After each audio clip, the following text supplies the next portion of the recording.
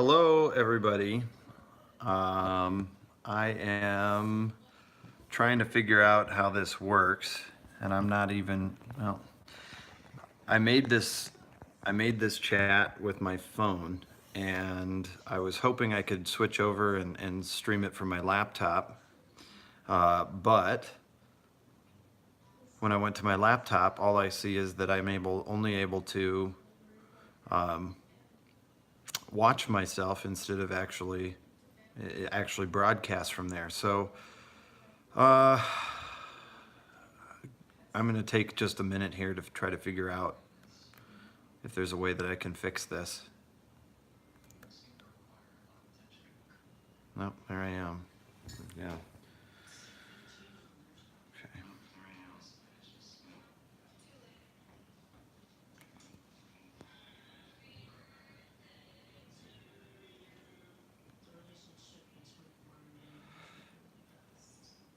If you're able to hear me, please type a response or something, because again, I'm not experienced in this.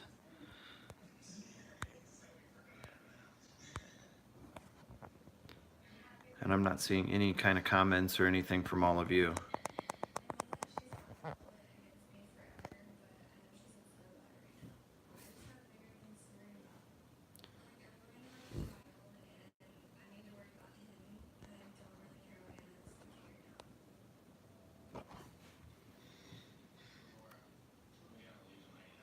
Oh, all right. There are a couple of comments coming here.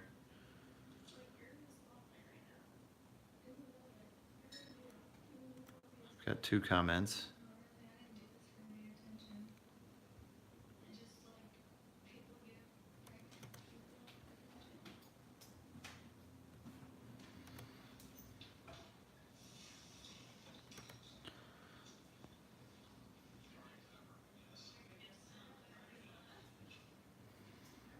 I just had a text from, or not a text, but a message on Google Classroom from Alex. You can hear, good. Just give me 1 second here. I was hoping that I could get this to work out where I could use my computer, but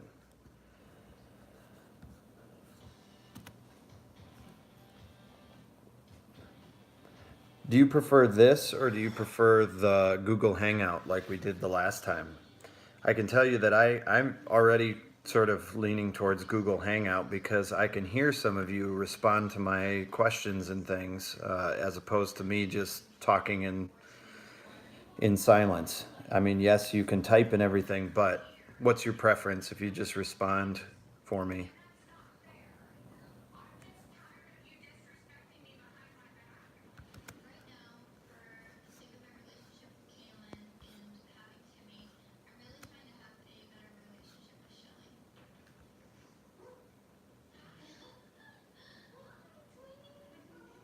Alex says you guys can hear me, but couldn't comment on the stream.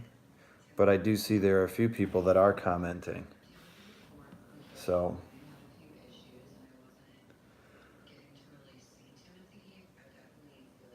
all right, we've got about 25 people here, so I'm about ready to start.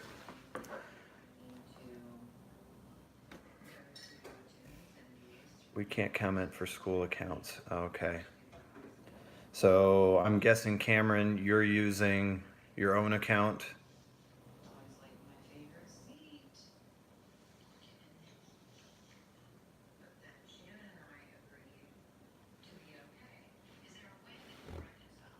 Cameron, are you able to, are you using your own account? Yeah, I switched to my personal email. Okay. Well, I'll get going. Is there anybody that the school email is restricted? Cameron says. Cameron could be my school spokesperson here. And if anybody wants to take pity on Cameron and help answer some questions and that kind of thing, that would be great. But I guess really what this is going to amount to is me lecturing. Depending on the class that you were in, we got close to beginning with chapter 3. where we left off with most classes, we're talking about uh, the difference between the slave economy in the West Indies versus the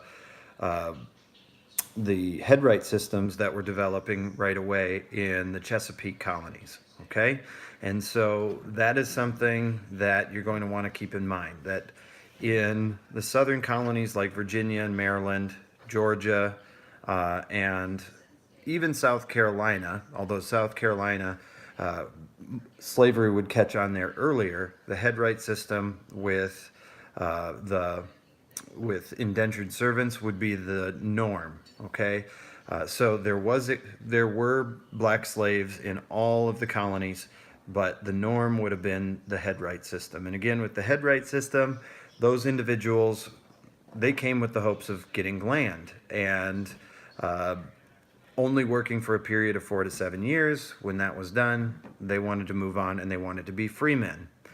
Land exhaustion and the size of plantations were going to put pressure on freemen to and their efforts to accomplish their American dream. So we get things like Bacon's Rebellion, which I'll be talking a little bit more about momentarily. But the last couple colonies I want to talk about, we talked about South Carolina, or Carolina in general. The Carolinas split apart eventually, and I guess one of the things that I would consider are, what are the defining characteristics of North Carolina? Okay, what is unique about North Carolina versus South Carolina? And this comes down to what you know about squatters. Okay, I'm going to take a breath here. If anyone wants to type a response quickly as far as a couple of identifiable traits of North Carolinians. All right, and think about who would likely be a squatter. The people that were settling in North Carolina were people that did not have rights to be there. They kind of overflow from Virginia. And so, what were the defining traits of North Carolinians that separated them from their South Carolina counterparts?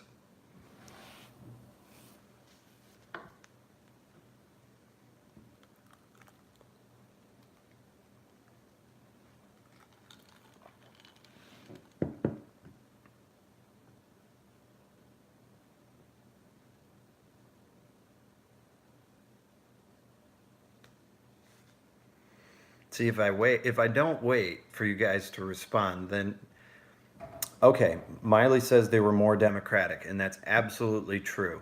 Okay, you think about uh, the plantation owners that came from the West Indies up to the regular Carolinas, settled around Charleston. The big plantation owners that were developing in Virginia, they were aristocratic, right? They were originally wanted to follow through with their English dream of being little landlords. North Carolinians being connected more towards the farmer's experience, the indentured servant experience. They didn't think highly of aristocrats, and so they tended to be more democratic. I just saw another response. Ariana says they were minded and stubborn, right? Yeah, I mean, you guys kind of know the atmosphere of rural Nebraska. You know, those people are proud people. They're hard working people. They wear their fancy blue jeans to church and their flannel. That's fancy enough. They appreciate the hard work that goes into their soil, and so they're pretty independent. They're independent. They don't really look too highly upon the affluent or the entitled. They were less religious. You know, they did not have the big hang-ups about religion that the people in Massachusetts did. They kind of live and let live. That's the nice part about the country is, nobody is clamoring on top of one another. You're out on your own place and you just let other people alone. So very good. Thank you for those of you that responded to that. That's a real defining characteristic of North Carolina. Eventually, enough people were in that region. They didn't feel a connection with South Carolina. and the king granted them a charter separate from South Carolina. Um, South Carolina, more aristocratic. Uh, Regardless of where you were in the South, with the plantation economy, cities are going to be scarce. Okay, the primary unit was going to be a plantation. You know, families and laborers for that family lived on a plantation, but really no major cities, with the exception of one port city. What was the largest port city in the South?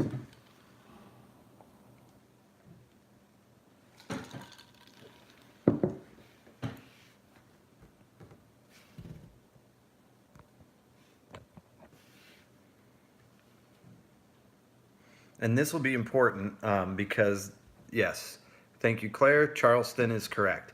Uh, Charleston became the major port city in the South. We're going to see Charleston play a role in the American Revolution. We'll see Charleston play a role in the War of 1812.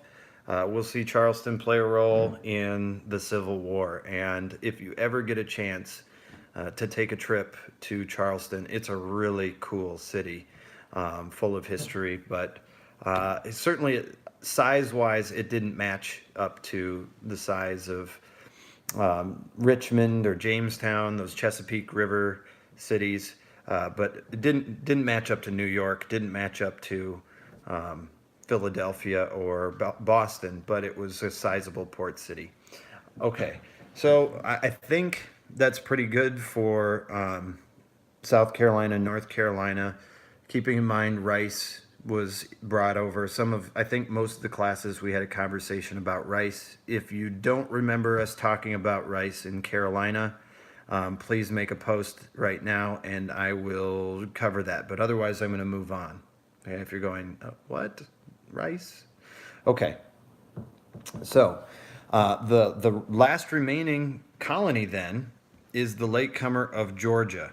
Okay, as far as in the South, we have Georgia. And kind of as a preface to Georgia, I just want to reiterate the troubles, the conflicts that the southern all colonies had with Native American groups. As they clamored for more land, they put pressure on the Indians, and the Indians retaliated.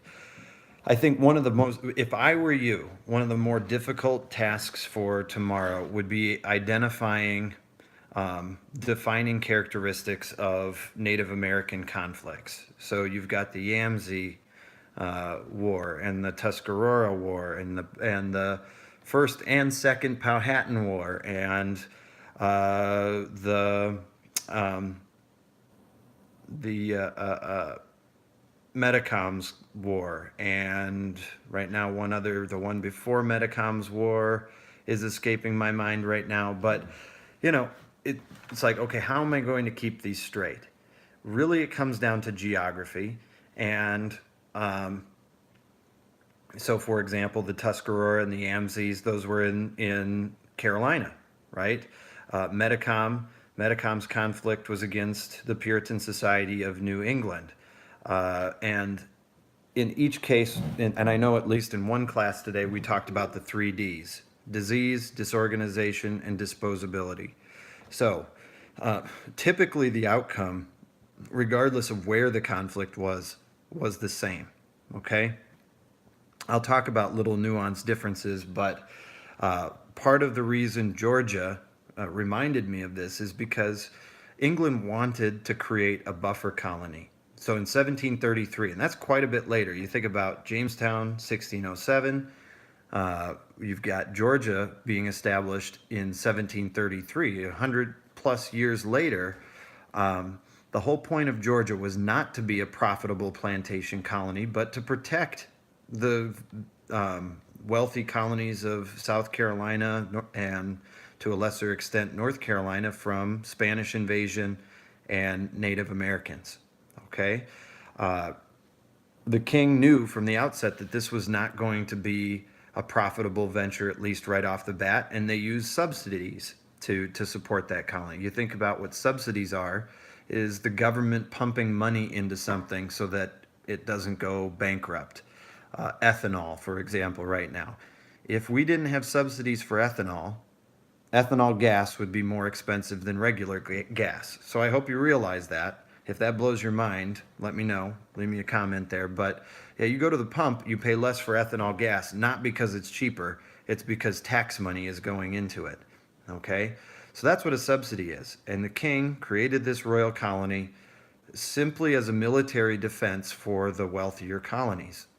And he put this social reformer named James Oglethorpe in charge of it. And Oglethorpe, his whole plan for how to populate this marshy woodland Georgia and convince people to go there and throw their bodies in front of the Spanish and the Indians was that he was going to take the most desperate of English society, okay? Prisoners. In England, you could be thrown in prison if you had a debt. Today, you have some credit card debt, you get a bad credit report. Unless you're incredibly negligent with your finances, you risk very little likelihood of going to jail. Well, in England, if you filed a claim against somebody, they owed you money, you could have them thrown in jail.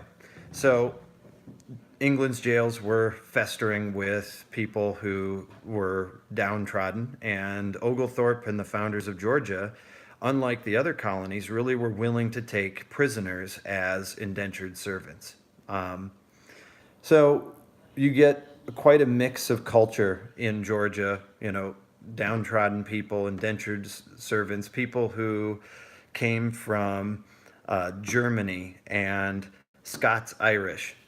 That's a term you'll read about. We'll hear more and more about the Scots-Irish. Pay attention to the Irish part, not the Scots part. Scots-Irish were Protestant Irish.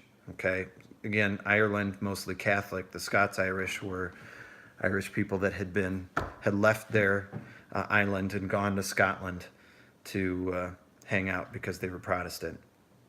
So a real kind of diverse community down in Georgia. And that was the last one, 1733. Chronology-wise, looking at the test, chronology is somewhat important. Knowing not necessarily what the date is, but which came first. What was the order? You've got Virginia, Maryland, the Carolinas, and then Georgia, if you're dealing with the southern colonies. In the north, you've got Plymouth, Massachusetts Bay. Then you get the Rhode Island, New Haven, Hartford, and then New Haven. You've got the Maine colony, which is part of Massachusetts Bay, so I shouldn't probably identify that independently. But then eventually you get New Hampshire. So just take a look at that. A general knowledge of the order there, not particularly dates, but which came first is something you might want to note. Okay, so we've covered the foundation of the first. Of the 13 original, the southern colonies. I'm looking at the tail end of chapter 2 right now.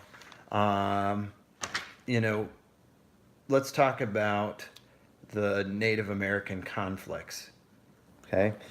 Beginning with the Powhatan, okay? What led the Powhatan to rise up against the Jamestown settlers? John Smith leaves. Starving time happens. What seems to be the trigger for an outbreak of the first wave of conflict between those two groups?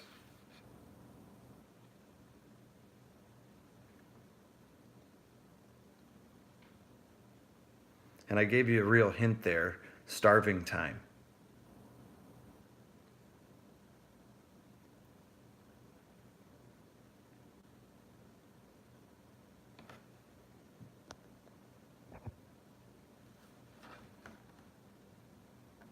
Why would the natives move from... Yeah, all right. Mike says colonists were stealing food from the natives. That's absolutely right. The Lord Delaware, remember him, comes in, and he's off. Military military type, doesn't want to negotiate, doesn't want to engage in any kind of diplomacy. He's used to using the Irish tactics. Remember talking about Irish tactics? You basically take from the Indians what you want, and they get sick of it, and that breaks out the first war. That war ends in, I think, 1616. What particular peace treaty, or why would this particular treaty be known as Pocahontas's Treaty? What what seems to be the final gift that solidifies a peace between the Powhatan and the settlers?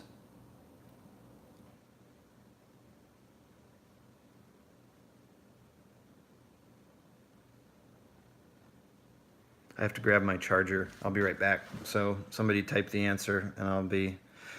Why would the peace treaty that ended the first Anglo-Powhatan War be called Pocahontas's Treaty? Yes, the marriage between Pocahontas and John Rolfe. Yep, that sealed it. It also established new land boundaries between the Powhatan and the settlers of Virginia. So each time, natives get pushed further and further back, and boundaries are drawn. And it's, okay, this is your land, this is our land. You can start to see the establishment of the first reservation system in that. And you'll have questions like that, like, okay, which of these is or is not an outcome of the Powhatan Wars and or the Native American conflicts of this era? And really you start to see, because of disposability, that the establishment of the reservation system dates all the way back to that. My battery is dying. I'll be right back. 1 second.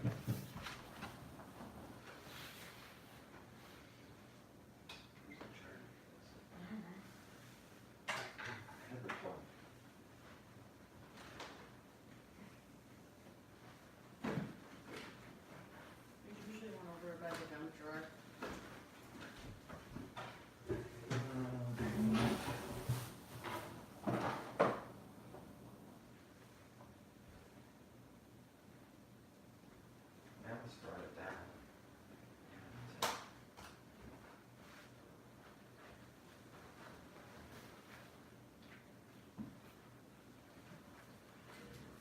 Oh, shoot.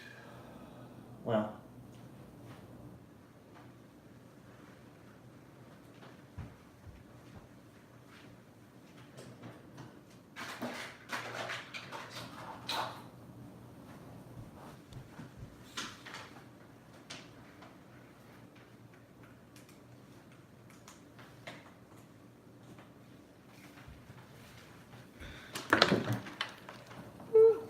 Got an 8-foot iPhone charging cord. What do you think of that?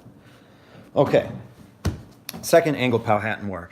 Really, it's more of the same as far as the type of warfare that takes place there.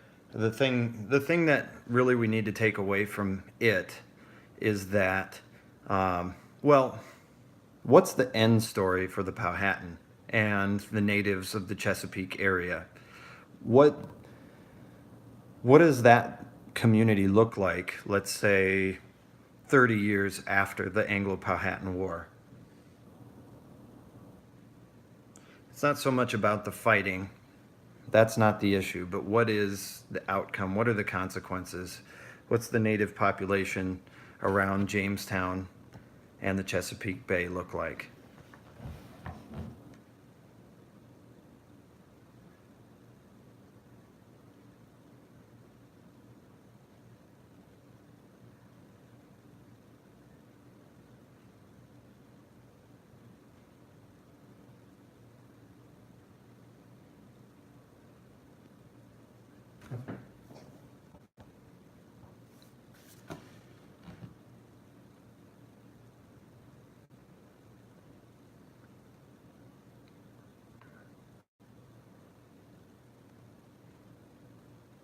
Yeah. Godwood the Gray. I wish I knew who you were. Yeah, they died because of the 3 Ds. Robert, yeah. Okay. Um, yeah. not just pushed off, but we're talking, and I don't use this word lightly. I mean, we're talking about genocide. By the turn of the 17th century, the turn of the 18th century, the Powhatan no longer exist. Um, so whether through being forced into another tribe or being exterminated by disease and warfare, there are many of these tribes that no longer exist in their original form. You know, you have groups like the Tuscarora who were down in North Carolina get pushed all the way up to Pennsylvania. They hear about the Quakers, and they get pushed up there and become part of the Iroquois Confederacy. But the groups like the Powhatan and the Mohican, they get wiped out. So yeah, the real thing is, as legendary as the Powhatan are, from Pocahontas' story, there you will not find any more Powhatan Indians, and there haven't been since basically 1685. Okay, you know, oftentimes I know through junior high we teach, well, genocide happened in World War II by the Nazis. That was it, never again. And it's pretty shocking how many races of people have been manipulated to the point of extinction in our own country. Okay. The 3Ds, somebody brought that up again, and yes, that is it's going to be a theme that we can refer to pretty much through the rest of history. Any questions about the southern colonies? At this point, I think I'm ready to move into chapter 3 and get into New England.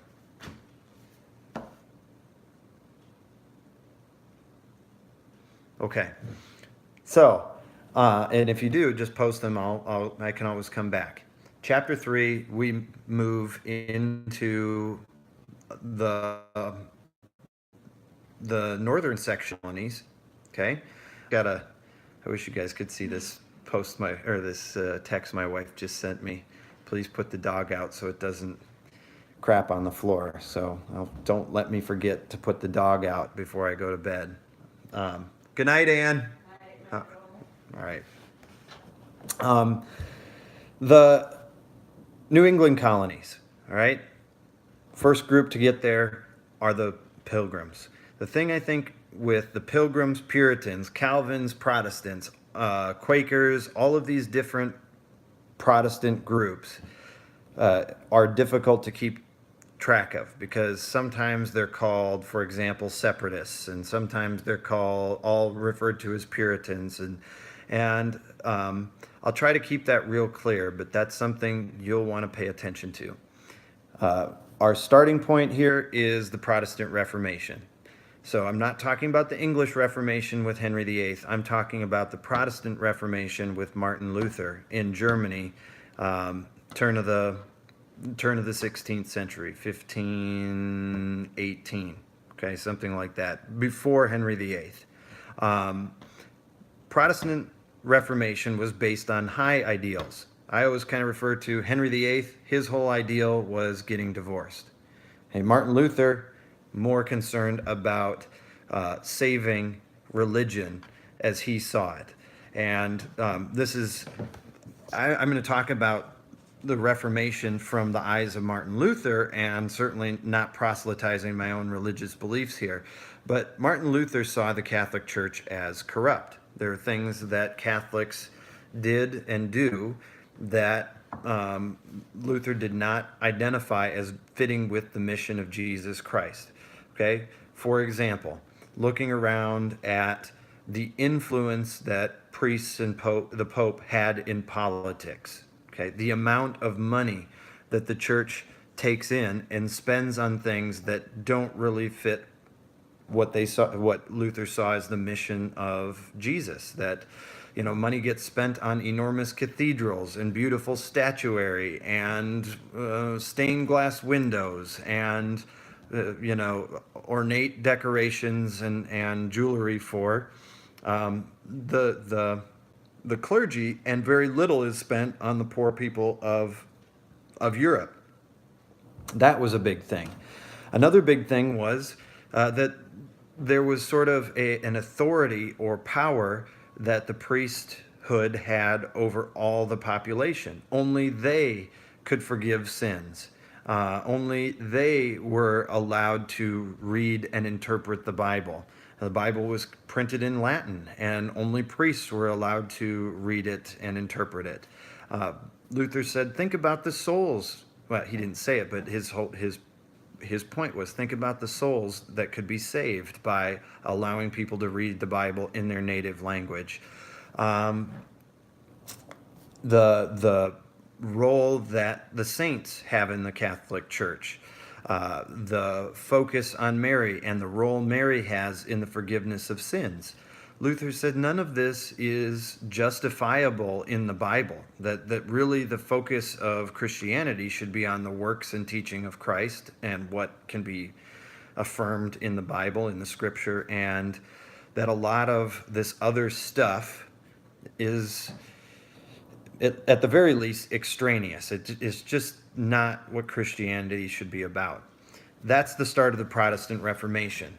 Now, building off of that are other groups of Protestants that partly in some way agree with Luther, but also take their own spin on it. For example, John Calvin. Calvinism is the root of our Puritans. Calvinists, remember, they believe in predestination.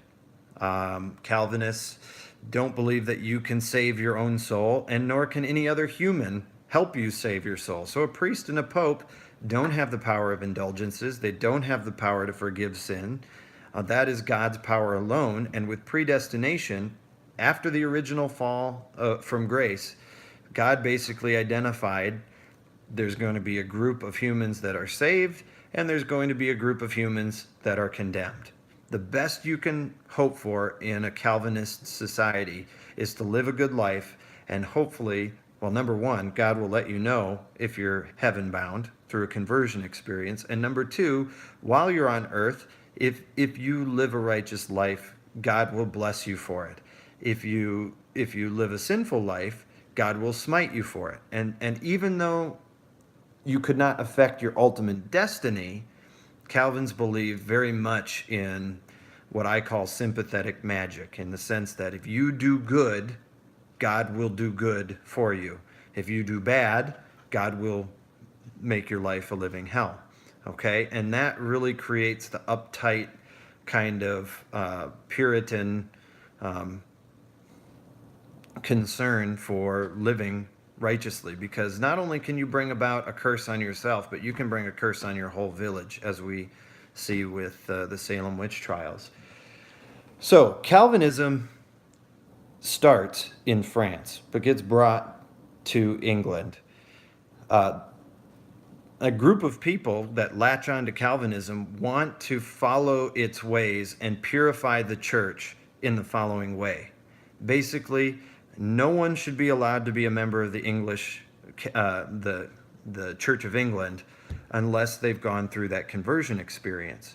Okay? In other words, purify the church from all wrongdoing, all wrongdoers. Hence the name Puritans, that whole notion that they wanted to purify and get rid of evil and corruption and only allow people who had had a conversion experience to be a member of the church. Now, there are two sects of Puritans. Okay? Henry VIII did not like the Puritans. Elizabeth did not like the Puritans. The monarchy had a real issue with Puritans because, as you can imagine, Puritans didn't give two hoots about your nobility. What they wanted was to make sure you had this conversion experience. So the king wouldn't necessarily be at the head of the church. So that would have put them at odds. But there's two groups, sort of two attitudes about how to purify the church.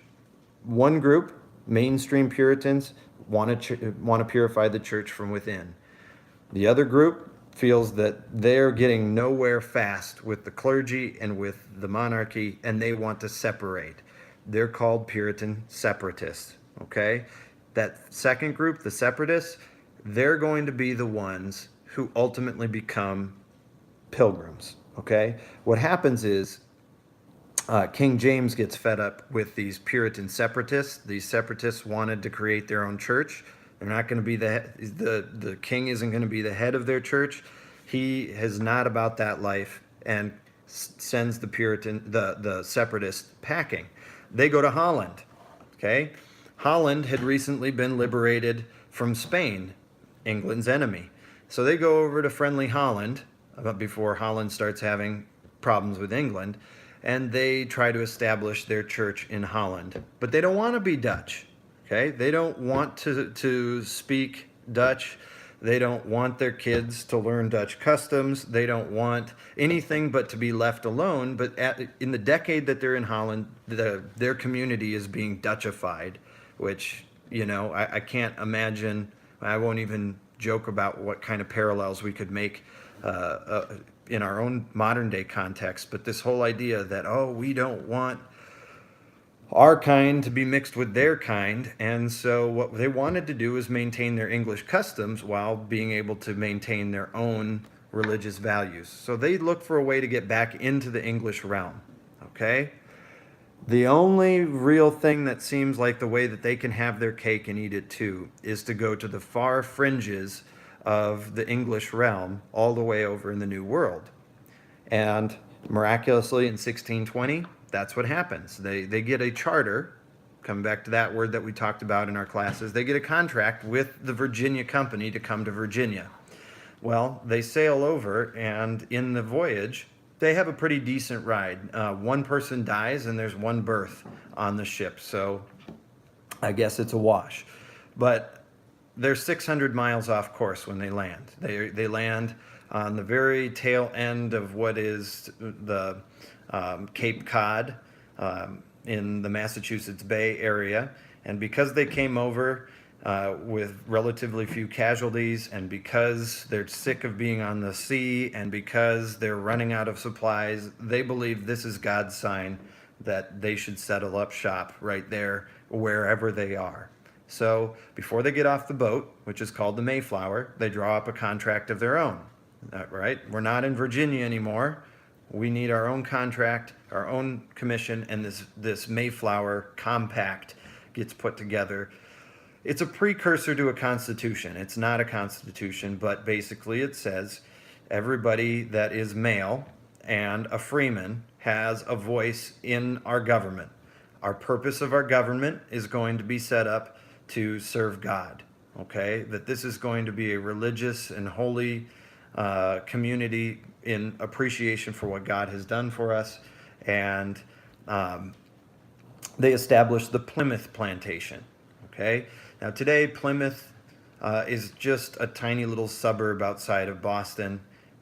As far as population goes, as far as commerce, Plymouth will never amount to much of historic significance. It's valuable because it was the first in New England, and also Thanksgiving, right? The first Thanksgiving, the first winter, the Pilgrims hardly had better luck than the people of Jamestown. Nearly wiped off the map. Fortunately, the local natives, the Wampanoag, save them in the springtime and teach them to plant. They teach them to fish. They teach them to put dead fish in their fields as fertilizer. They teach them to hunt. They show them the hot nightclubs, and they have a really good first harvest. And that is the story of Thanksgiving. What's unique about this, that's not the first Thanksgiving. Thanksgiving is actually a European tradition that had been practiced quite frequently and had been practiced in the New World. But because of the stories that were written down about the early experiences in New England by John Winthrop and William Bradford, it later caught on, and that became part of the American tradition, and that's the story of Thanksgiving there. The big group of Puritans, remember, they stayed in England, these people that wanted to fix the church from within. In 1620s, late 1620s, things are getting heated up there. there's pressure on them, I think, by Charles the First.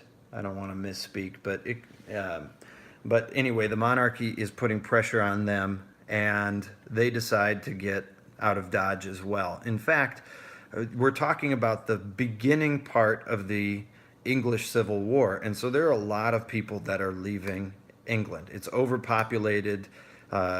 It's there. The opportunities for jobs are limited, and yeah, Charles the First has shut down Parliament and is taking and repressing his enemies, part of which are the Puritans, who had gained quite a bit of political power in the Parliament. So they leave, trying to avoid further persecution, and they fortunately get a charter from Charles to get the heck out, and they come and they set up Massachusetts Bay Colony just north of Plymouth.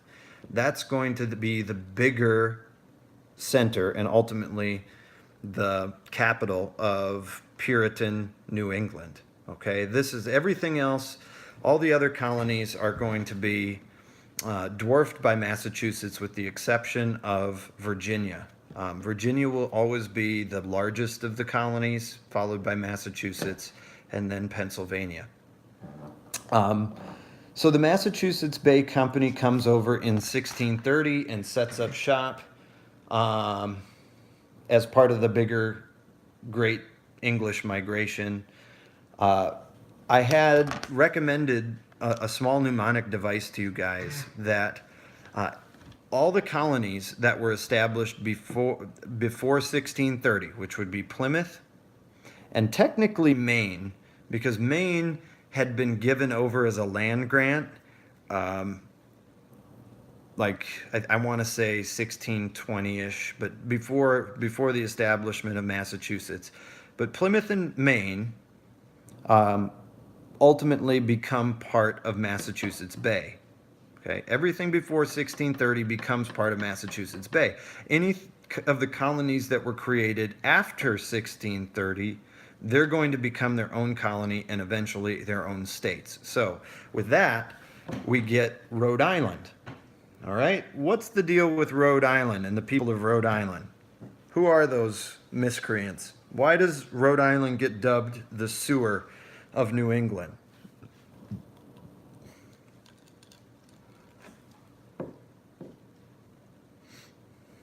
Yeah, see, you weren't ready for me to stop talking.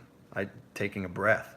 Exiled outcasts of religious beliefs. Thank you, Godwood Robert the Gray. That's absolutely true. Let's think of specific examples. I think Anne Hutchinson does not get her due as far as a female hero of history. Here we have someone that came over and she took the whole notion of religious liberty. Mike says Quakers, okay? And yes, the Quakers were a part of Massachusetts, and yes, the Quakers were chased out of Massachusetts and fled to Rhode Island, and eventually they're going to go from Rhode Island to Pennsylvania. I guess when I said who, I was thinking about individuals, but that is a true statement, Mike. Roger something, yes. Get back to me on that. It sounds like a baseball player's name. Yes, Roger Williams. Yep, correct. I want to say, though, something about Anne Hutchinson, because we don't pause to talk about women too often in history, or traditionally historians have taken and braked very little for women. Anne Hutchinson was a Puritan, and she had her conversion experience, and she felt called by God to preach. And that was a problem because women were not allowed to preach. In fact, women, their role was largely domestic, and they were not allowed to be citizens. They were not allowed to participate in church events. They were oftentimes segregated. Women would be put up in the balconies. Men would sit down in the pews at the front of the church. Very segregated based on gender roles. But Anne Hutchinson started a prayer group, and this drove John Winthrop and John Cotton and these religious leaders of Massachusetts Bay crazy. She was arrested for heresy, which is a crime against the church. And she stood trial in this famous trial where the transcripts of the trial really demonstrate her intellect. This was a lady who had like 14 kids, and had lived basically the typical Puritan experience, except she felt very powerful, just passionate about being a minister. And you read the transcripts, and you're left with this impression that here she had gotten the best of these Puritan leaders, basically claiming that, look, if we believe in predestination, and I've had my conversion experience, then no laws, not human laws, not God's laws, will prevent me from, which is blasphemous in the eyes of the Congregational Church. They start interrogating her about, well, how do you know? How do you know you've been called to minister? Right? Okay, so you're breaking these laws. How do you know your responsibility is to be a minister as opposed to a hearer? You're a woman, not a man. You're a congregant, not a preacher. You know, what's your authority here? And she basically admits that God revealed to her, God told her that she's to be a minister, which is even greater heresy because God was not directly talking to anyone. You know, you would have a conversion experience, but you would never have God on the line. And so they kicked her out of the colony, and she had a miscarriage. And the Puritan elect celebrated her miscarriage as a sign of God's justice, that he had taken his vengeance on her. And her life is kind of a sad one. She fled to Rhode Island with Roger Williams. He took her in. And then there was a time where Rhode Island thought it was actually going to be invaded by Massachusetts. And so Anne Hutchinson, being public enemy number one, took off. She fled to Dutch New Amsterdam, where her family set up a farm, squatted. They had no title to it. And unfortunately, they set up on a native territory that was a protected hunting ground, or a very significant hunting ground. And the natives slaughtered her and all of her family, with the exception of one of her kids.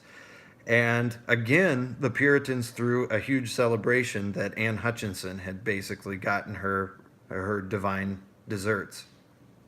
So that just speaks to the brutality of the Puritans, and also, about their hard-lined orthodoxy, but also Anne Hutchinson, who has been recognized as somebody who really fought for religious liberty and freedom, and was part of this kind of group that ended up in Rhode Island.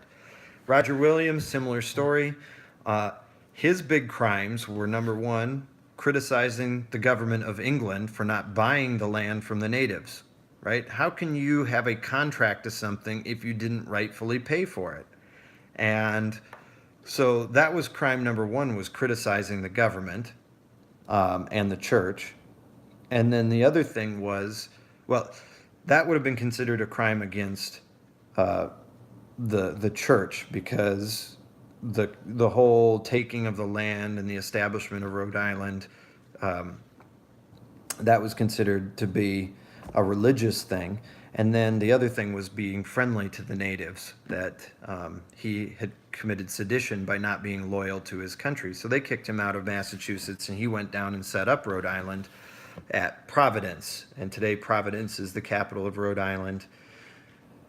What's the book say about the kinds of people and the kinds of climate that developed in Rhode Island compared to the rest of New England? And think about North Carolina too. North Carolina and Rhode Island were unique places culturally.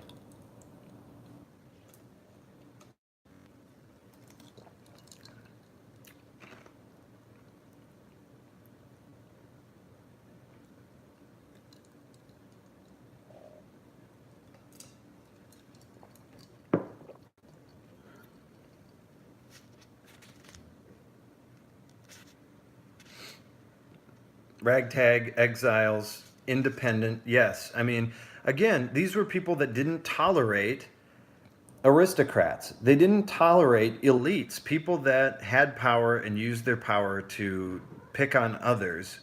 You know, they were much more democratic. While they maintained their roots or their ties to the congregational church, they did not require a established church that was funded by taxes. They did not require church attendance. It became one of the places that allowed almost every religion, not just Christians, but just about every religious group that had come to North America during this time to live in peace. There were even Jews in Rhode Island during the colonial period, during the 17th century.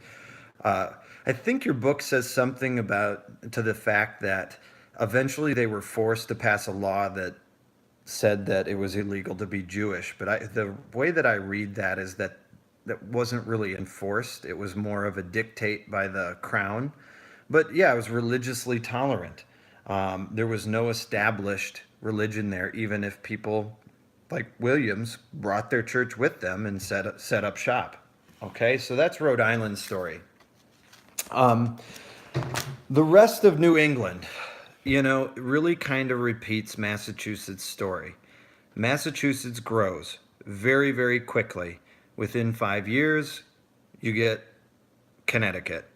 Okay? Well, the two parts of Connecticut. You get Hartford, which sets up on the Connecticut River. Okay? And that's going to be not only a port city because the Connecticut River is so deep, you could run ships up there, but it also becomes the center for fur trade in New England. Furs, especially the beaver fur, are going to be as good as gold. Okay? The French will make a killing. If you want to know why Canada exists, it has to do with the fur trade. Okay, but this was England's foothold into the fur trade. New Haven also gets set up. This is right off of Long Island. And if you can imagine the map of New York City, you can imagine the Long Island. The name of that Long Island is Long Island. Okay, and that New Haven became a port city there. Eventually, those two colonies would be combined by the cantankerous Charles II. Charles II, if you're reading about Charles II, or if you have a question that asks about the Restoration period, okay, Restoration. Remember, England went through a civil war where Charles I lost his head. Then they were run by a military dictator named Oliver Cromwell. When Cromwell turned out to be no better than Charles I, Parliament brought back Charles II.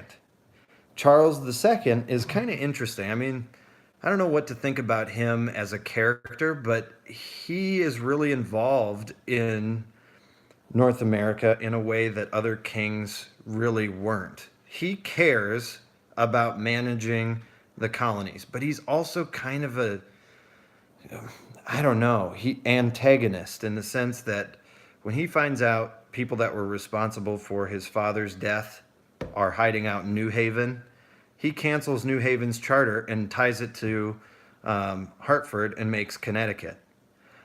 When he sees that Massachusetts has grabbed everything from Boston all the way up to Maine, he breaks off a chunk of it and creates New Hampshire. And so he's always like trying to remind the colonists who's really in charge. And they don't like him for it, but we are the way that we are. The New England looks the way it looks a lot because of Charles II. So that's the story of Connecticut, and then we have, like I said, Maine, and Maine had been set up as a fur trading center, and Massachusetts tied itself to Maine, and really all the way until 1830. When Congress, the United States Congress in 1830, are debating over slavery, Oh, sorry, not our 1830, 1820. They're debating over an issue of slavery, and they decide to admit one state, Missouri, as a slave state, and another state, Maine, as a free state, as a compromise over the issue of slavery versus free. So, I mean, these things matter not just here and now when we're talking about the colonies, but we'll be dealing with boundary disputes and the formation of the states for a long time. But Maine is going to be part of Massachusetts until then, and then we get New Hampshire. And with New Hampshire, really, I think aquaculture plays a big role in the development of those more northern New England colonies, Maine and New Hampshire. Uh, in fact, one of the big things, and this probably is incredibly boring, but one of the big issues, the debates we had with England when we broke away from them in the American Revolution, was who gets to control the coast of Newfoundland and these islands off of Canada where colonists had been making a killing with fishing rights for a long time. And so it can't be understated. We were looking at the reason, okay? We're never going to find mineral wealth along the coast, but tobacco is as good as gold. Beaver pelt is as good as gold. Cod is as good as gold. Eventually, timbering and ship making are going to be as good as gold. And so you have to think about those resources in order to understand why people would break away from a prosperous empire and come to this rugged terrain and try to set up shop, and then what was important to them when they broke away from that mother country and tried to strike it out on their own. Which leads me to issues of unity. Okay, two issues of unity: Native American unity, colonial unity. Okay, we already know one of the reasons why the natives ultimately fail in a rebellion against the English colonists is because they're not unified. They they band together, they strike hard, and then they kind of fall apart. And I don't want to get too much into it, but culturally, with Native American warfare, the way winning was decided was basically one side would submit to the clearly stronger force. That they didn't need to be crushed in order to basically retreat and come to amends. With European style warfare, they're much more used to sustained warfare where you hit and you keep hitting and you lay siege and you prevent your enemy from getting their food supplies and you crush them and you bring them to terms that way. If you've ever seen two dogs fighting, one dog establishes dominance and the other dog backs off.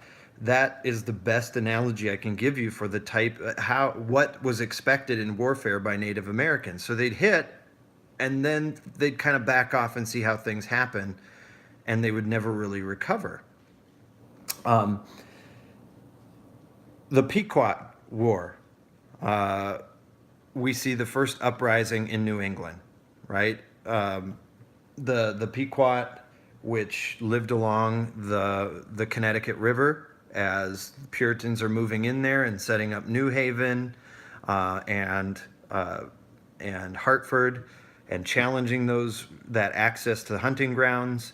The Pequot strike, and again we get another example of a brutal genocide. Really, the Pequot numbered about 800. And what the Puritan army did was they rounded them up in a walled-in community on the Mystic River. They set fire to the village and they executed anybody that fled. From that group, only about 300 survived.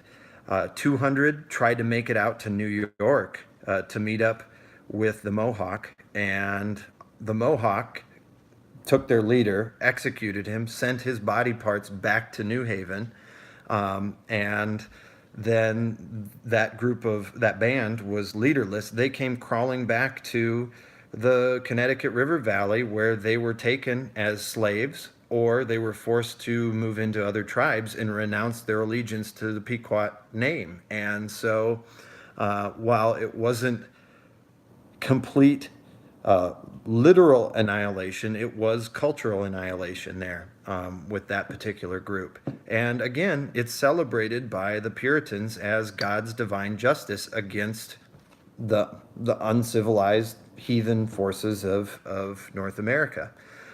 Think about City Upon a Hill, how that would cast light out into the darkness. The Puritans, always a fan of metaphor, would think of the forest, would think of the wilderness and natives as being the forces of darkness, and they're bringing the light into the savage world. And so they had no problem wiping a native group off the map because to them that was divine. It would be, what, another 30 years or so before Metacom, the son of Massasoit, who had saved the Pilgrims, would rise up and lead the biggest resistance, the last resistance of New England natives. That'd be King Philip's War. Metacom is nicknamed King Philip. The Wampanoag relationship with the Puritans and Pilgrims had led them to take on English Anglican names. So Metacom is called King Philip. They're the same person. And so depending on the historian, they'll use one or the other name. But he led the largest resistance. Over half of the villages in New England were attacked in a coordinated fashion by native tribes. So up and down New England, there was an enormous native resistance. And it was sustained in a European kind of way. This went on for 18 months as opposed to just one battle. There were 12 villages that were completely annihilated by the Indians. And, you know, at that particular rate, the outcome could have been different. A tenth of the New England military was wiped out, was killed. But the unity of Metacom's forces fell apart, unraveled when he was assassinated by a praying Indian, which means they were a converted Christian Indian that was living in a reserve for natives that the Puritans had set up. Those reservations, those praying towns, were never really successful on a large scale.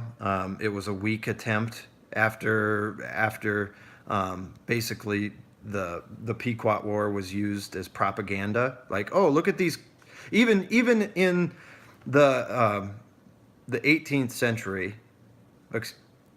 Yeah, I get my centuries mixed around here. Even at the tail end of the 17th century, people realized that mass genocide, wiping out 800 Indians, is probably not the Christian thing to do. And they'd been pointing at the Pequot War and the massacre at the Mystic River as an example of how hypocritical the Puritans were. And so they had set up these Christian towns for Indians. Well, this assassin came from one of those, and so when Metacom died, so did his resistance. And it's I don't know, for those of you that listen to my lectures and you read the textbook, I always find it just bizarre, I guess, for lack of better terms, that the soldiers bring Metacom's body back to I think it was Hartford, and they decapitate him. They cut his head off. They put it on a pike outside of the Hartford gate, and it sat there for years. They dissected his body, hung his body parts in trees, sold them as trinkets, including giving one of Metacom's hands to his assassin. And again, celebrate this victory as what God wanted to happen.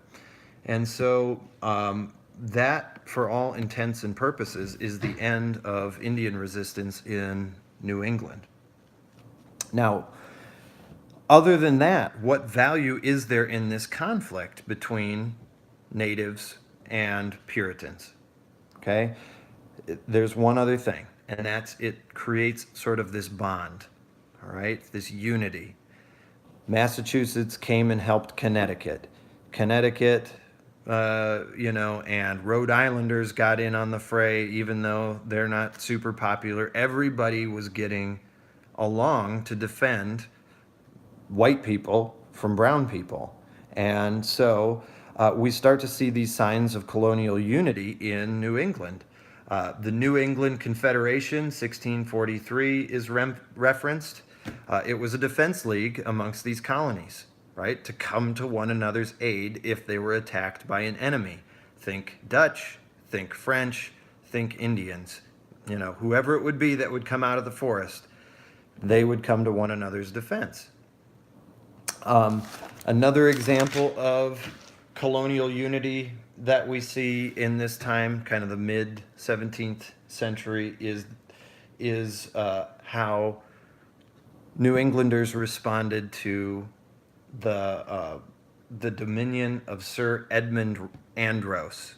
Okay, again, Charles II, being a little bit of a stickler about controlling these New World colonies, sends a governor over, not just for Massachusetts, but basically names this one person the governor for basically the northern coast, from all the way, well, they tack on New York and New Jersey as they take control of them, but from Maine to New Jersey, we've got one guy acting on the king's behalf there. So, again, that's Sir Edmund Andros, and his territory, or this group of colonies that he takes control over, becomes named the Dominion of New England. All right? Now, if one minute you had self-control and your governor was somebody that the people of your congregation elected, and the next minute you've got some guy in a powdered wig from England coming over and laying down laws that you hadn't, or that your colony really did not have a hand in creating, that's going to ruffle some feathers. Okay? And you can start to see the American spirit coming out of this. Really, all Andros wanted to do was fix some problems that New England had and they had created for themselves. First of all, New England had never created any kind of taxes. Okay, no tax revenue to control New England. I don't know how they ran their government other than perhaps through church tithings and mandatory taxes from the church. But Andros places the first tax on Boston Harbor.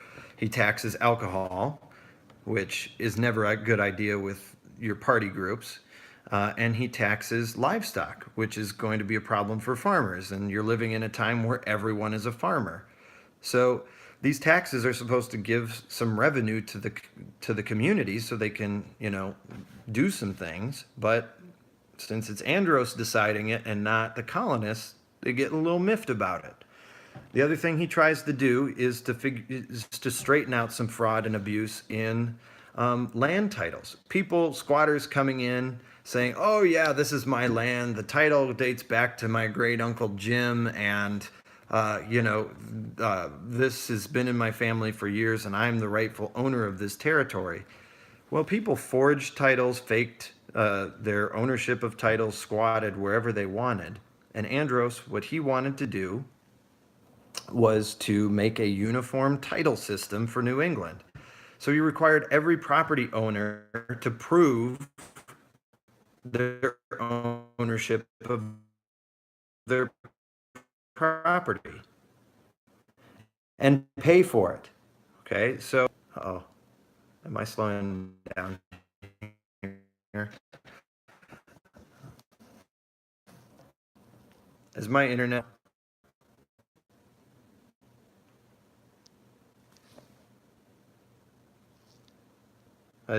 Moving. Hey, Rob. Thank you. Holy glitch.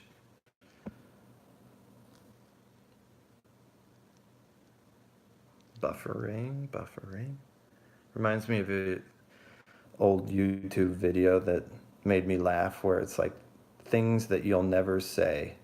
Yay, buffering.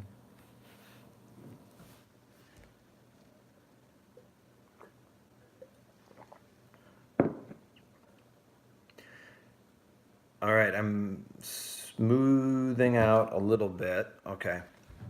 I'm going to keep going. If I'm still glitching, send me a whoa, whoa, whoa, or stop or something. Okay. The moral of the story is if you want people to prove they own land and pay for a new title, and then take away the land from people who can't prove or won't pay for their new title, you're going to have some ticked off people. And that's what Andros had. They rebelled in the following way. They protested. They got together in bars and cursed Andros. They wrote broadsides, which are billboards that criticized him. They even sent a delegation to England to talk to the monarchy about getting rid of this guy. So, basically they called him names and criticized him publicly. And being a gentleman and a man of honor, he was so distraught by this, he canceled all meetings, public meetings, in New England, except for once a year, people are allowed to get together and elect members of the governor's council. So basically, a representative body that the governor didn't have to listen to. So you take away their rights to air their grievance, and you tax them, and you make them pay for a new title on their property. You've got angry people. Well, this happened to coincide with the removal of James II as king, okay, in what's called the Bloodless or Glorious Revolution. James is removed. William III and Anne the First are brought in, and so the delegation to England gets there just as they're coronating William and Anne, and they tell them their issues with Andros. Meanwhile, back in North America, the colonists have decided to take things into their own hands. They have arrested Andros, thrown him in jail because they heard about this revolution in England, decided to have a revolution. Not Anne?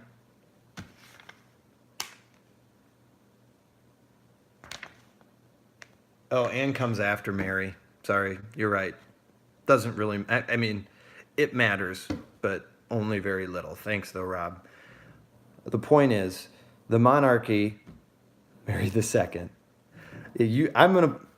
I am almost 100% certain there's not a question about what her name was, but thank you. The point is that Andros gets arrested. He tries to his friends try to sneak him out of the colony in women's clothing. He's discovered, and since he's on his way out, the colonists help him. They put him on a boat and send him back to England, and he'll return a few years later as governor of Virginia. Okay? Why does this matter? Well, what happens when you challenge authority and you're successful?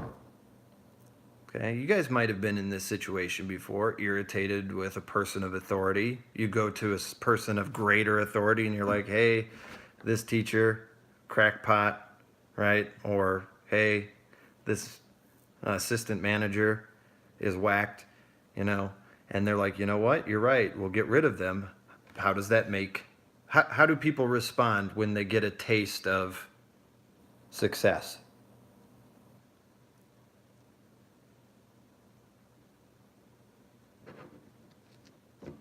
Achievement. Thanks, Rob. Absolutely. It's a sense of achievement in that, they want more. Absolutely. The sense that, oh man, we were right all along. They feel vindicated. Well, it certainly increases the likelihood that this is going to happen again.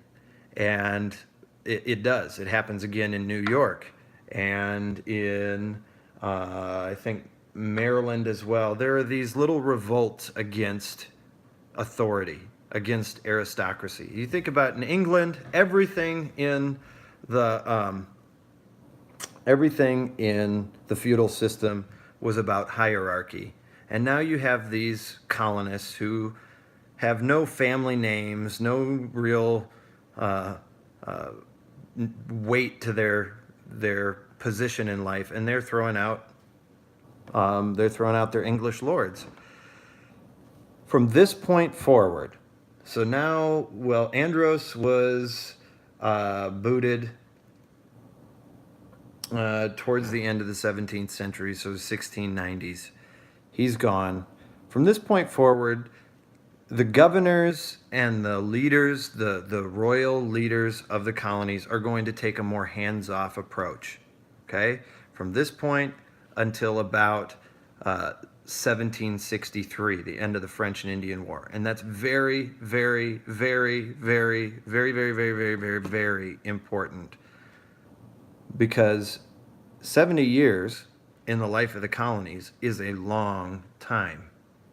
Uh, a long time where this salutary neglect, that's a term you've got to know. It's going to be helpful for you when you're dealing with DBQs and short essay questions, and understanding why the colonists, when we get to the American Revolution, are so irritated with British law.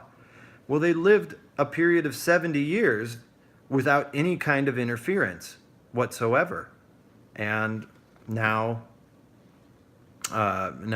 we have interference again after the French and Indian War. So we'll talk about that down the road. But salutary neglect. Salutary means beneficial, good, salutations, good day, right? Salutary neglect, meaning being left alone, dealt with very little, okay? Oh, one other thing that Andros tried to do outside of taxing the colony, or taxing the port of Boston and the documents. He also tried to enforce a trade policy that would prevent the colonies from trading with non-English nations. Couldn't trade with the French, couldn't trade with the Dutch, couldn't trade with the Spanish.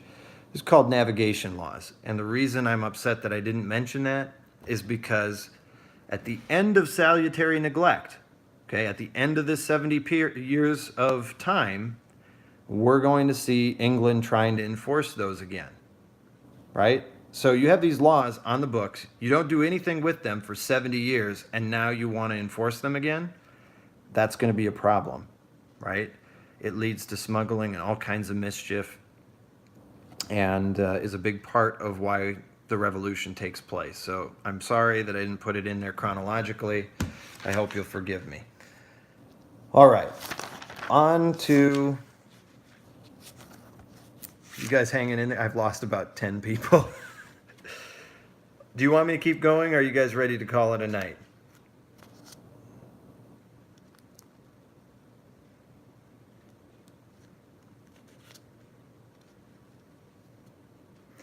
The middle colonies are pretty easy. Just let me know. And if you got to go, you got to go. Don't hang in here for me. I know all this stuff, okay? If you're taking something from it, great. If you're not, that's okay too. Then you can go. The Dutch colony, or the middle colonies, are pretty easy. You have New Netherland, right, which is a Dutch colony. The Dutch wanted to get into the empire game after they threw off the Spanish, right? Who's that sound like?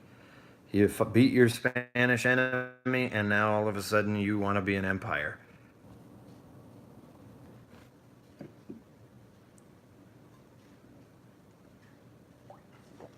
That was similar to the story of the English. In fact, the English helped the Dutch get their independence from Spain. The Dutch set up, exactly, yeah. The Dutch set up along the Hudson River and the Hudson Bay The reason it's called Hudson is because the Dutch had hired an Englishman by the name of Henry Hudson to go and find a path to the West Indies, just like Christopher Columbus. This time they wanted him to go through the Arctic Ocean. That sounded a little too chilly and dangerous to Mr. Hudson, and so he looked for a middle path. He thought, hey, there's this big wide river that runs northward from this bay. I'm going to go up this river and see how far I can get. Well, he almost got to the St. Lawrence River, but it came to a dead end in what's known as Lake Champlain, and so he came back, but he claimed all of that for the Netherlands. So they set up a fur trading business in New Amsterdam, which is present-day New York. And they tried to compete there with England and France. Their bigger claims were down in the West Indies, in the Sugar Islands. And when you're dealing with New York, you have to realize the Dutch did not treat their laborers the same way that the English treated theirs. They did not use the headright system. Instead, they set up what were called patroonships, which are basically feudal states where a lord would bring over a whole bunch of vassals, workers, to live and work there, basically as slaves or indentured, well, yeah, pretty much as slaves. They weren't going to get any of his land, but they would go over there and they'd work these big estates. Some of the estates, they say, are bigger than the state of Rhode Island, but those are called patroonships. There's also an attempt by Sweden to set up colonies along the Delaware River. So if you're thinking about like Washington crossing the Delaware, he was moving from Pennsylvania into New Jersey. That's where the Delaware River is. Sweden set up shop there. They did not last long. Their settlers were lost and confused and tried to spread into Dutch territory, and the Dutch defeated them in the 1660s. Okay? The English, though, they do not want the Dutch in their backyard, and there's pretty much one reason for that. Back in England, the Dutch had stopped being allies with the English, and they had started trying to take control of the English Channel, that narrow water passage between the Netherlands and the English Isle. And so they were enemies at home, so they were going to be enemies in the New World as well. And so eventually the King of England, Charles, says, all this area that's claimed by Holland is actually property that I'm bequeathing it to my brother, the Duke of York. Let's go get it. And so the British military, the Navy, rolls into New Amsterdam's harbor with a force of, I don't know, what I think something like 150 men. It might have been bigger than that. I had it. It's in my notes on the lecture. It's irrelevant, but they roll in there, and the governor of New Amsterdam capitulates, gives the colony over to the English. There's no bloodshed, and New Amsterdam and New Netherland are both renamed New York, okay, in the honor of the Duke of York.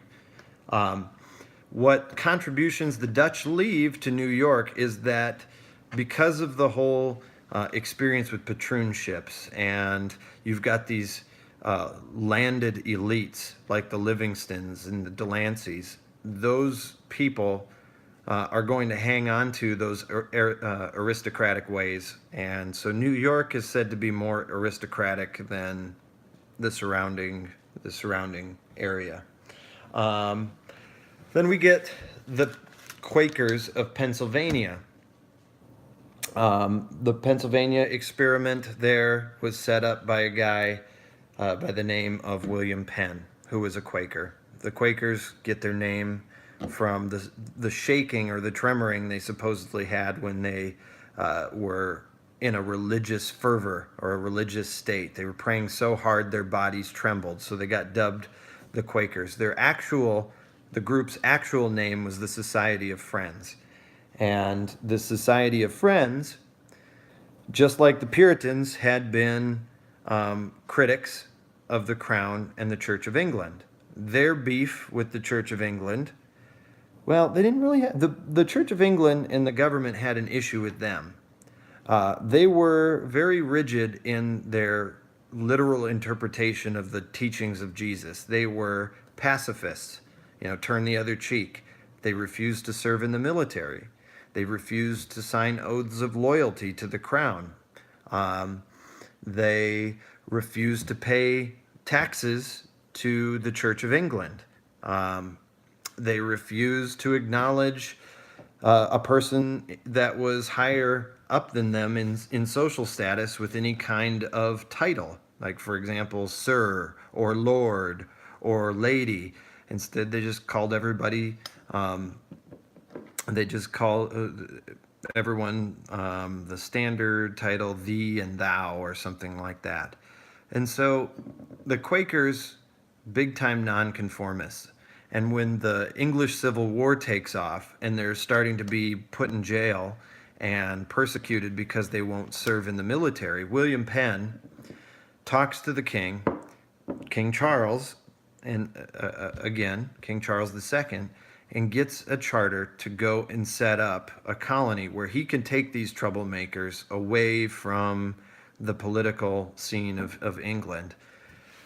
Pennsylvania is going to be a place where not only Quakers go, but Penn decides he wants to recruit actually talented individuals. He wants artisans, people that actually can practice their trade, tradesmiths. And so he starts recruiting people through advertisement, sending out, again, broadsides and leaflets and things, encouraging people to come to Pennsylvania. And so for the very beginning, and he sends it to all parts of Europe, Germany, Holland. He sends it some to, what chapter are we on? We're on page 55, actually. We're in chapter 3.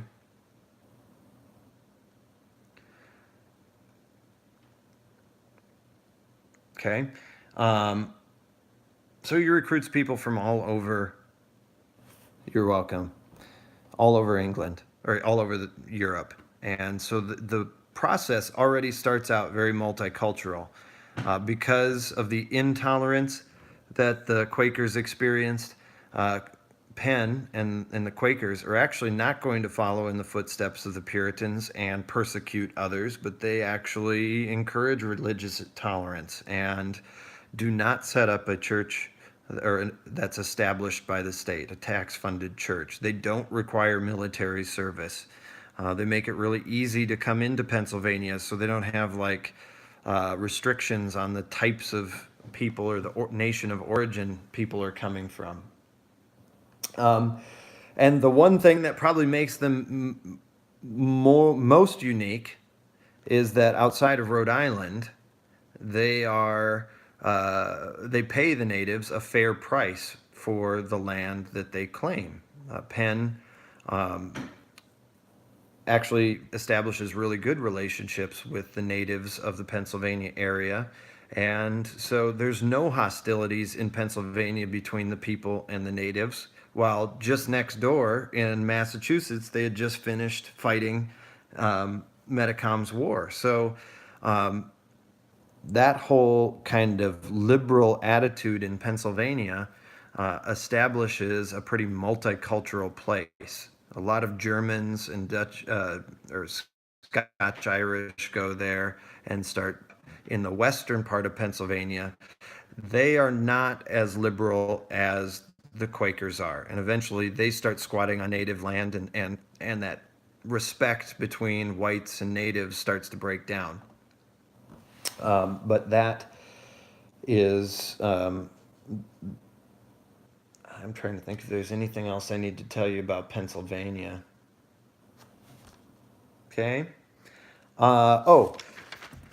So you have to keep in mind, whether it's the Puritans or the Quakers, these religious extremists that controlled the government were still a minority in the population. So they had political power, but they weren't ever in the majority as far as the number of people. I think that's important to note because, as we'll see with Massachusetts, the more people that come over that aren't Puritan, the less puritanical Massachusetts becomes. It starts to get watered down. Talks a little bit about blue laws. Hopefully you remember blue laws are these social laws, civil laws that Puritans and Quakers passed, which really restricted or controlled people's behavior based on moral principles. So holding hands in public, dancing, strict punishments for adultery. All of those moral laws have been called blue laws because, well, at least in Pennsylvania, they were written on blue paper. And so a person could be fined, for example, for working on Sunday.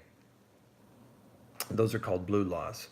The Quakers spread out and tried to establish other colonies. Originally, they wanted to have access to the Atlantic Ocean, so they bought the two plantations that would become New Jersey. The King of England was not about having a Quaker state right there on the Atlantic, and so he's created that as a separate royal colony, New Jersey, and then Delaware.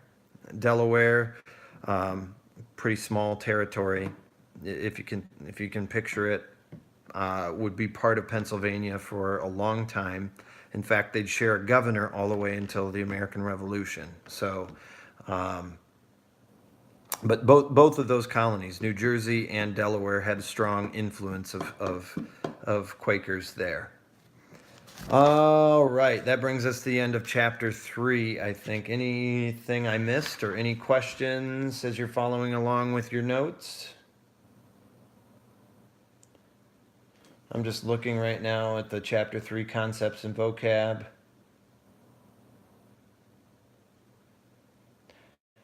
I think I did a pretty good job. Okay, chapter 4 will be easy. Okay, it's short.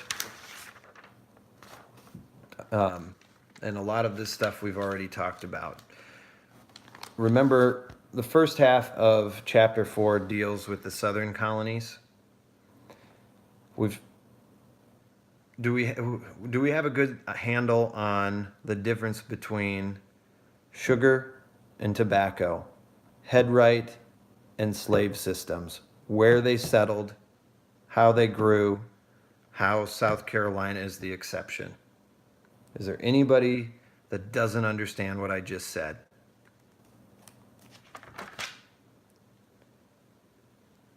Okay.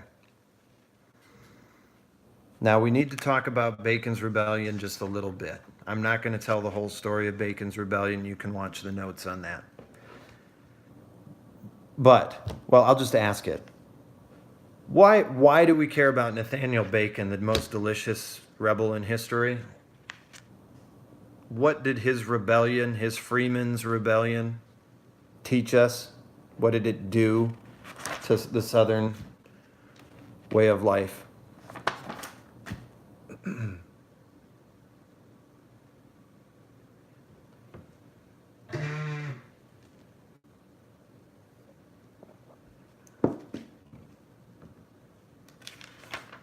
What was the lasting impact of Bacon's Rebellion?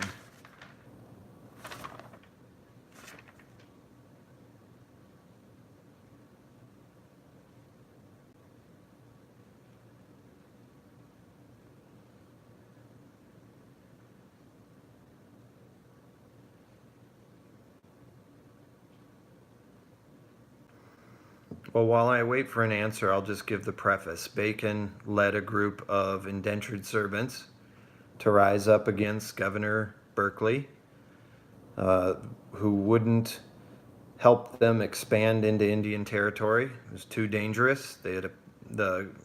Virginia had created a peace treaty with the Powhatan and the local tribes, and his evaluation of it, or Berkeley's evaluation of it, was that should be maintained. Um, Bacon and his adherents thought differently. He wanted to create an army to go out and kill Indians. When Berkeley told him to go to hell, he threatened Berkeley with saying he was going to shoot him through the chest. The House of Burgesses, which is a concept that you'll need to know, the first um, legislative body set up in Virginia, gave Bacon permission. So he went to his farm. While he was away, Berkeley declared him a rebel. And so Bacon came back with his army, chased Berkeley out of town, burned the city of Jamestown to the ground, burned Berkeley's plantation to the ground. Eventually, Bacon died of dysentery, and his rebellion kind of fell apart. And Berkeley took control of the city again, got recalled back to England, so he didn't stay governor for long. But so what? So this failed rebellion, what's the value of it? Why do we care about delicious Nathaniel Bacon and his rebels?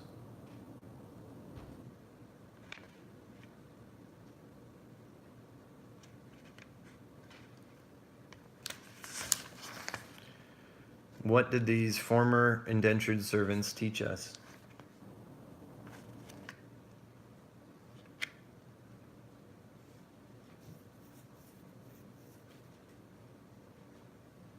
They taught us to not use indentured servants, right? These people wanted land, they wanted rights, they were angry they couldn't vote, they picked up their arms, they demanded their English rights, they burned the village to the ground, right? They took what was theirs and they took what wasn't theirs. That taught us that white indentured servants from England were a pain in the butt. And really what we see from that point forward very, very quickly is an increase in black slaves. Oh, holy glitch. I'm gonna grab a drink of water quick. My voice.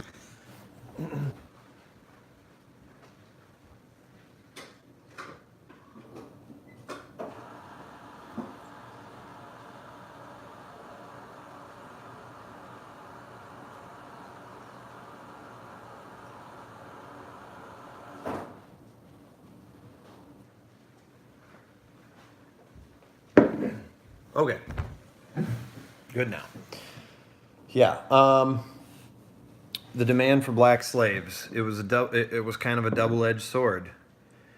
Black slaves more expensive than white indentured servants on the outset, but they were less troublesome. They were the owners for life. They were plantation owners, property for life. Their children would become property.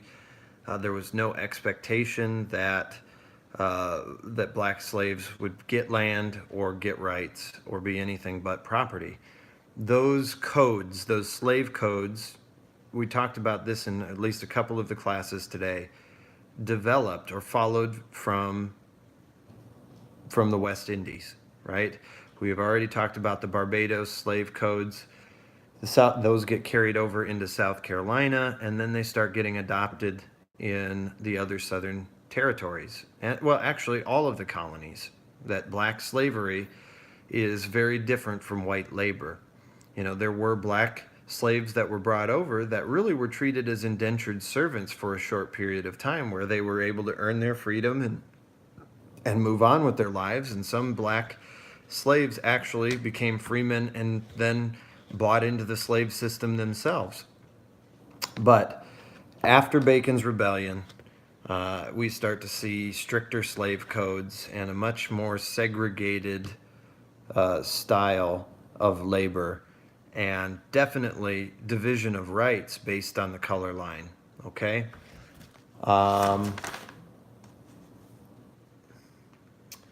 There's some information in the notes about the different levels the hierarchy of Southern society. You have the big plantation owners on the top. They're a small fraction of the population, but they own and control all the wealth and the politics. Then you have the farmers. Okay, so plantation or planters different from farmers. The farmer class, the moderate sized land holdings, those people were able to eke out a living by working with one another.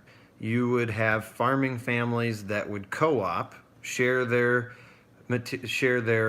equipment, share their resources, and also invest in maybe a small number of slaves to share amongst those farmers.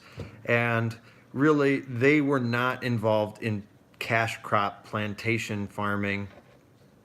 The amount of money they were making would have been enough to sustain them for the year, so it was more of a hand-to-mouth existence. Beneath the farmers, you have the indentured servants, the formerly indentured servants, people that really, by the end of the end of the 17th century, have no real hope of getting land of their own. These landless white people would continue to work on plantations, and they'd work right alongside of slaves, but they weren't as low as slaves.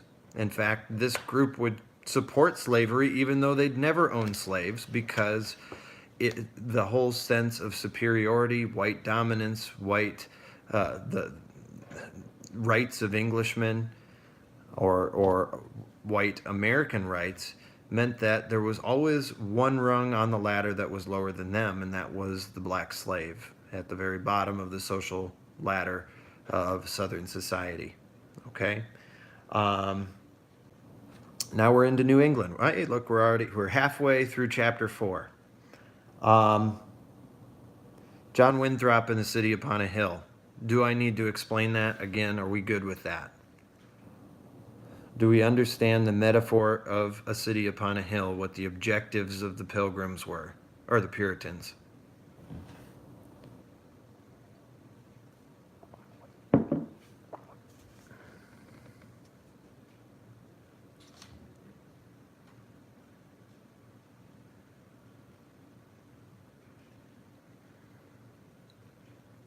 Okay, city upon a hill, not a literal hill, right?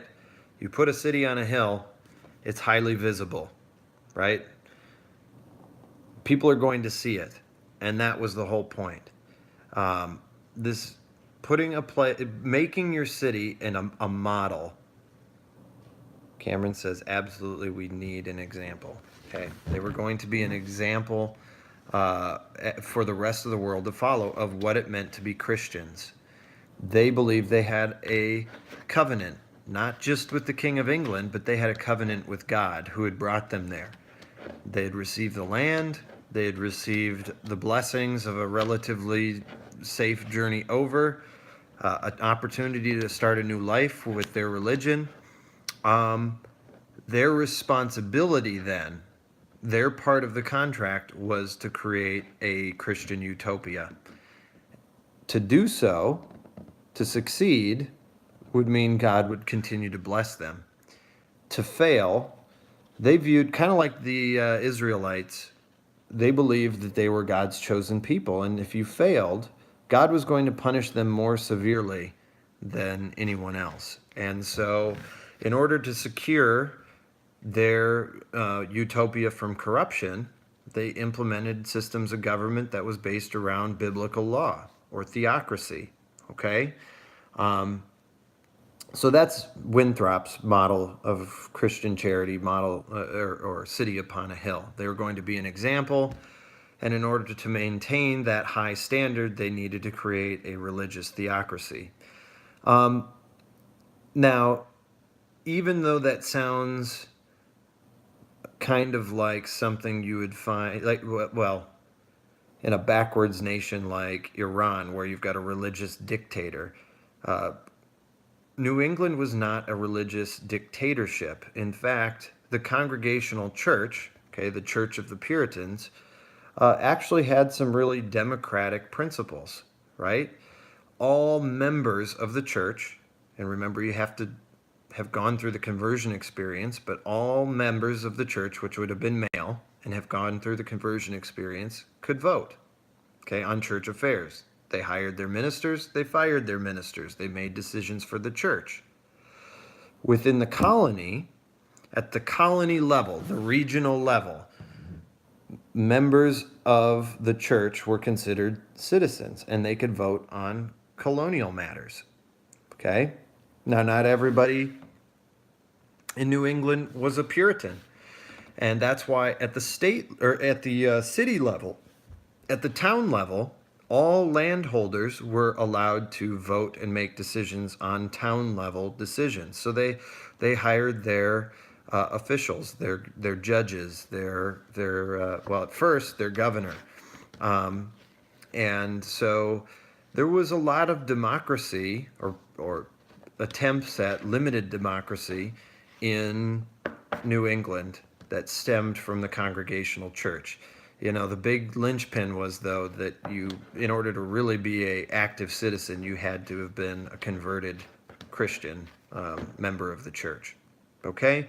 But the Puritans were very planned, very organized in the creation of their communities.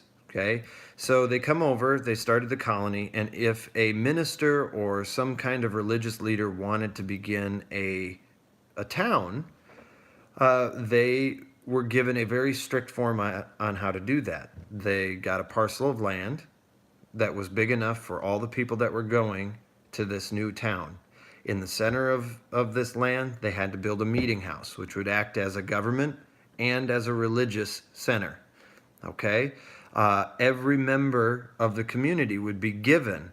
Now, this does not sound too American if you think about communism versus capitalism. Every member of the community was given land to farm, land to pasture, and a lot of trees to forest for wood fuel. And so they were given that. Every member, didn't matter, you know, important or not important. Everybody in this new established town was given what they needed. And any town that was bigger than 50, they were going to make sure there was an elementary or primary school. Not just because they didn't want stupid people, but they wanted good Christian people. You remember back to Martin Luther, one of the things, good way to secure yourself from the devil was to read the Bible. And so they wanted children to be instructed on reading so that they would be able to read the Bible. And so that's kind of the origins of public school in the United States, is New England. In fact, the oldest college, the oldest corporation in the United States is Harvard College. Today, you go to Harvard, become a really successful person in just about any field of education. The first fields of education at Harvard College was seminary, so religious instruction, followed by teaching, educational instruction. Learning and salvation were tied hand in hand in English or in New England culture. Okay. Why did the plantation system not take off in New England? Let's talk about economy. Once they were there, remember they had intended to go to Virginia. Once they were there, plantation farming was not going to work. Why?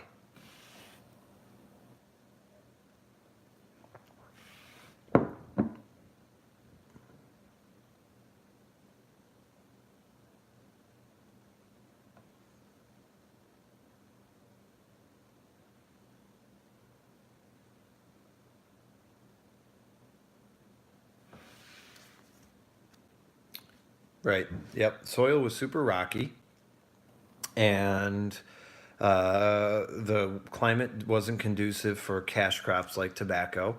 And so, yeah, they could subsistence farm. You could grow your corn and your wheat and your beans and your potatoes and that type of thing. But you were not going to be able to grow the crops that would bring you in a big haul of money.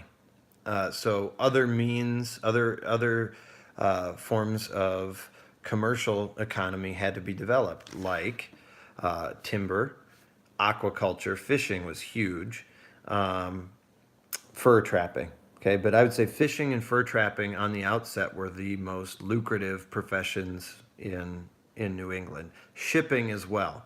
So you got Boston Harbor, merchant, the mercantilism, I want to say, but that's not right. But merchants basically shipping goods. You think about Amazon of the colonial times, moving things around, was a big industry in the New England area too. So those became the primary focus of New England's commerce. Uh, Life was pretty good. Okay, whether you were in the North or the South, the quality of life in the colonies far exceeded that of England. Um, by the end of the 1600s, turn of the 1700s, it was best in New England. And chapter 4 talks a lot about family size. Okay, life expectancy was better in New England. Uh, pe- People that moved to New England had about an average of 10 years longer in their life. Their life expectancy was 70 years, which isn't too far from what ours is right now. Um, Women that survived childbirth had like 10 kids. The fact that there were women in New England is a testament to how healthy the communities were. The South, mostly men going to the South to work. In New England, the Puritans brought their families. And so, everybody knows that one of the ways to live a long and healthy life is to be married. Look up the statistics, it's a fact. But pregnancies, lots of pregnancies in New England meant that the population was growing by natural increase. The role of women was unique in New England in the following ways. Uh, they had their sphere of domesticity, that basically taking care of things at home. There were a few occupations like being a midwife that women could get into.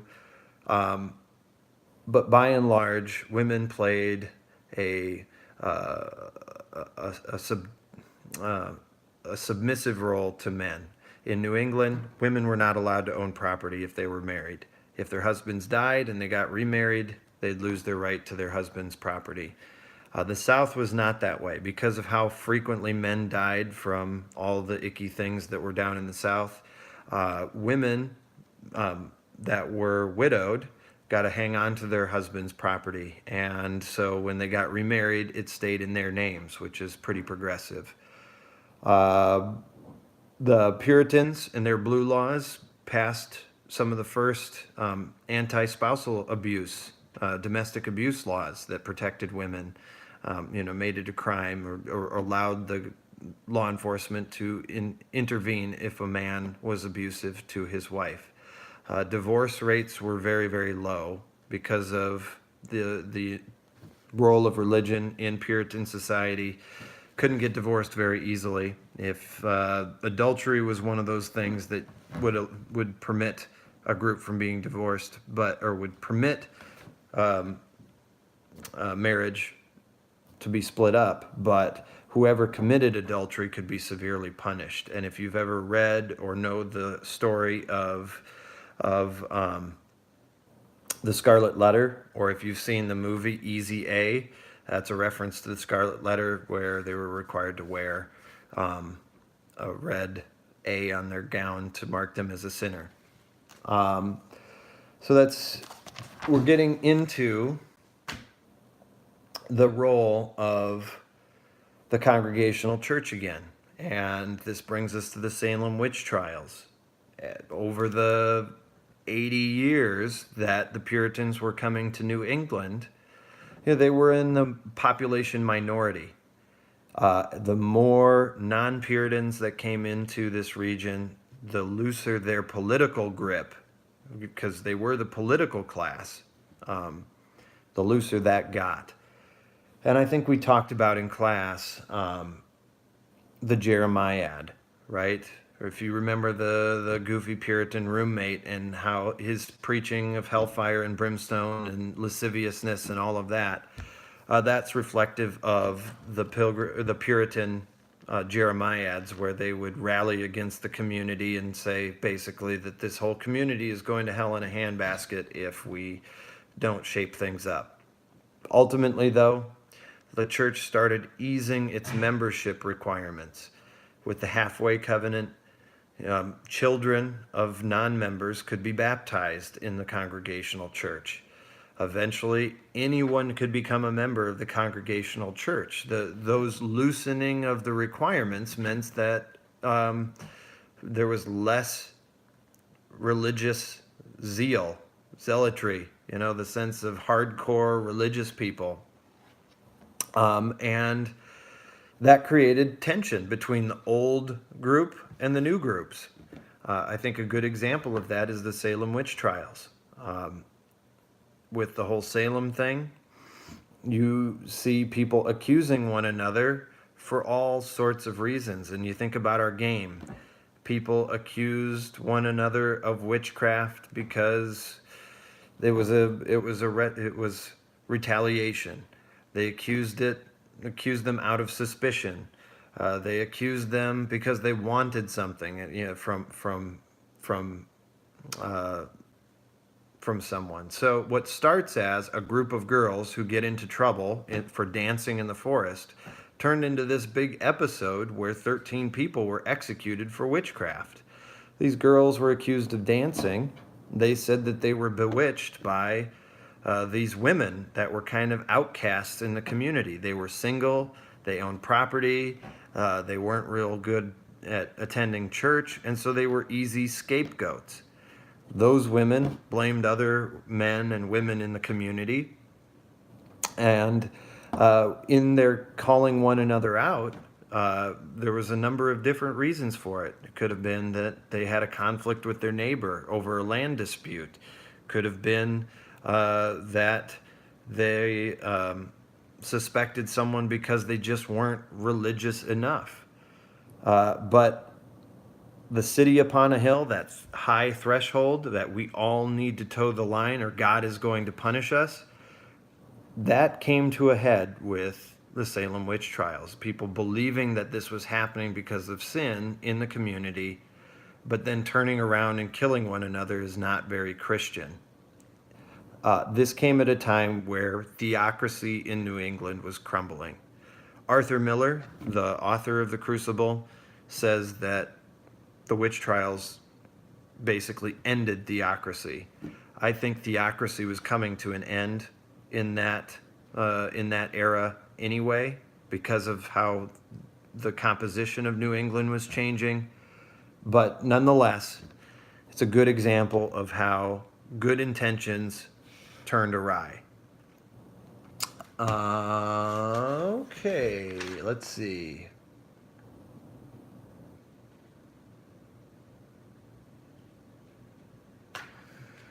Just looking at my book here, seeing a brown page come up.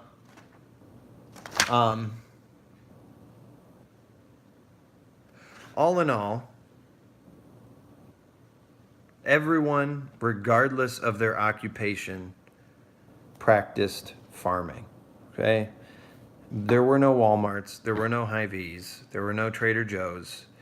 You had to provide enough subsistence, enough food for yourselves. There was no real commercialism around staple goods outside of rice, which was used to feed the mass of slaves down in the West Indies. And so it's really important to note that colonists were, by and large, farmers whose lives were dictated by the seasons. The very last term in the textbook of chapter 4 is Leisler's Rebellion. Okay? It's another one of those events like Bacon's, like the Salem witch trials, like So many of the other examples of where the lower class gets frustrated with the upper class and uh, uses force to try to assert itself, and where there's a limited amount of success in that. Leisler's took place in, I want to say, New York City. But again, it's just another example of how class conflict is erupting in North America, where in Europe, you have that feudal system again. You would never, as a serf, imagine that you would rise up to be anything other than a serf. And that if a serf or a group of peasants rose up against a feudal lord, they would wipe out and kill an entire village. That's not the story in America. We start to see greater participation and greater social mobility in the 16th century, or excuse me, the 17th century, where that's really part of what it means to be American, right? The American dream is coming here and improving yourself. Any question? Any questions, compliments, tips? I'm ready for it. I know this has been, well, 2 hours instead of one. Wife and kids are in bed. Oh, we've dropped to 12, but our high point was about a quarter or a third of our class.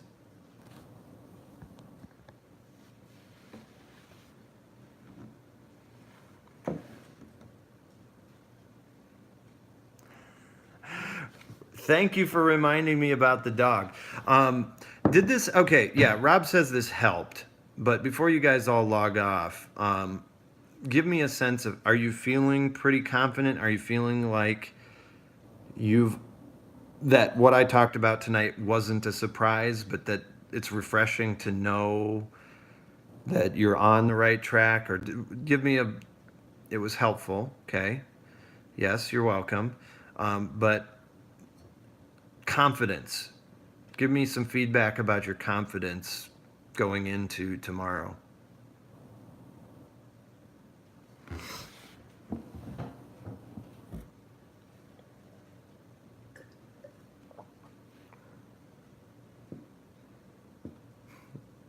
Yeah, Rob. Awesome. Feels good. Glad that you have had some affirmation there. Feel more confident. Good. Yeah. Well, 80% confidence. Mike Mancuso. All right. Well, that's good. That's way more confident than the last time. And again, I'll just give you.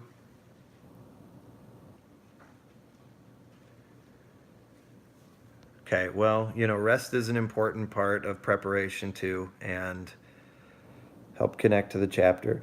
Yeah, and I like this too. I like telling the story. I mean, I'm exhausted. My throat is just raw now, but um, the I don't know. I don't want to lecture every single day in class, but it's nice for me to see that you guys have a sense of what the story is already.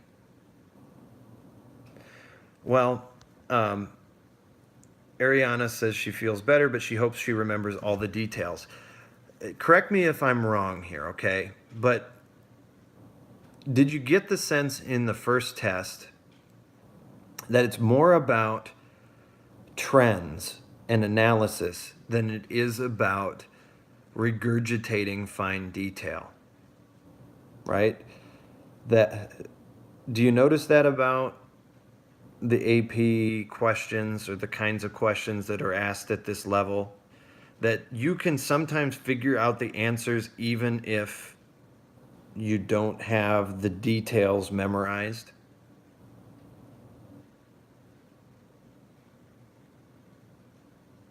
Okay.